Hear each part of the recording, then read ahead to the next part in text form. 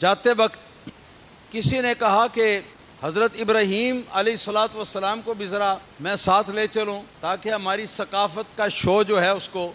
دیکھ کر تو مبادا یہ ہماری بت پرستی کی مخالفت جو ہے وہ چھوڑ دے۔ حضرت ابراہیم علیہ السلام سے کہا کہ چلو ہمارے میلے میں تاکہ دیکھو کہ ہماری ثقافت کیا ہے۔ سیدنا ابراہیم علیہ الصلاۃ والسلام نے جواب میں اتنا ارشاد فرمایا کہ انی سقیم، آپ نے فرمایا کہ میری طبیعت ٹھیک نہیں۔ حدیث پاک کے اندر آتا ہے کہ فزیکلی طور پر طبیعت مبارکہ آپ کی بالکل ٹھیک تھی، بالکل آپ فٹ تھے،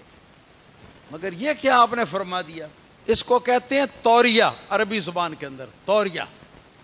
توریہ کا مطلب ہے کس کی اپنی مصلحت کو شو ہونے سے بچانے کے لیے ایسا لفظ استعمال کرنا کہ سننے والا اپنے مطلب کی بات سمجھ رہا ہے اور سنانے والا جو ہے وہ اس کو کسی اپنے مطلب کے اندر مراد لے رہا ہے۔ تو سننے والے نے یہ سمجھا کہ شاید ابراہیم علیہ السلام کو کوئی بخار ہوگا، اس طرح بیمار ہیں، مگر حضرت ابراہیم علیہ السلام کی اب مراد یہ تھی کہ جہاں لے جانے کا تم نام لیتے ہو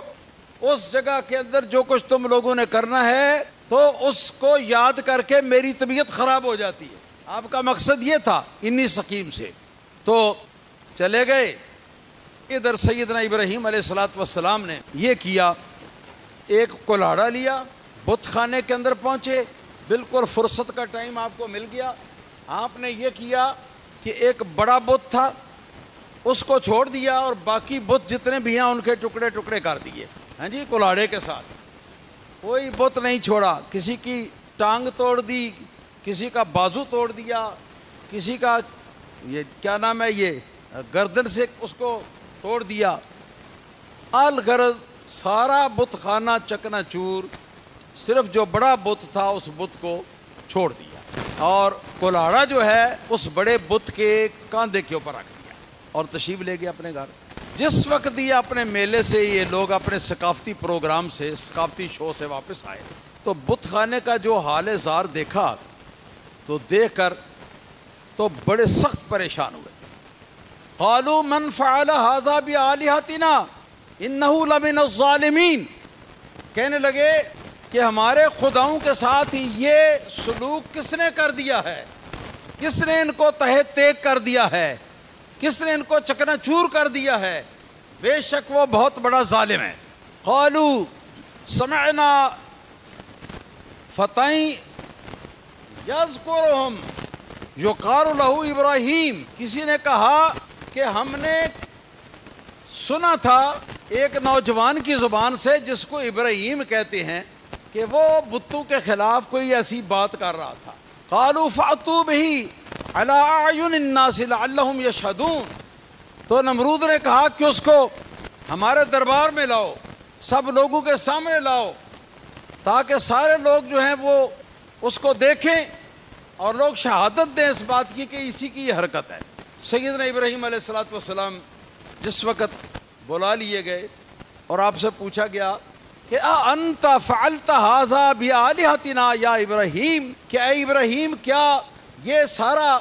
جو کچھ ہمارے بتوں کے ساتھ برا سلوک کیا ہوا ہے کیا یہ آپ نے کیا ہے؟ حضرت ابراہیم علیہ السلام نے یہاں پر بھی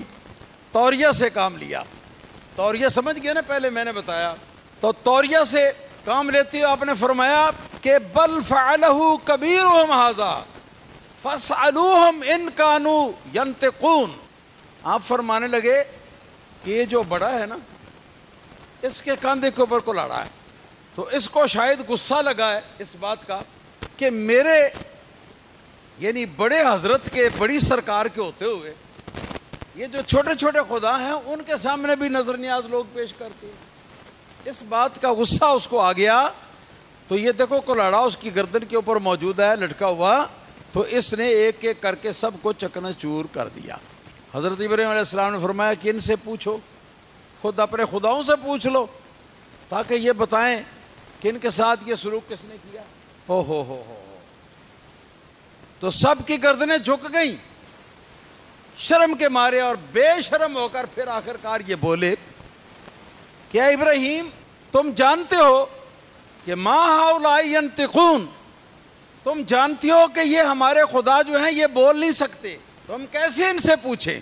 تو آپ نے ارشاد فرمایا اف لکم ولما تعبدون من دون اللہ ما لا ینفعکم ولا یضرکم، ہم نے فرمایا کہ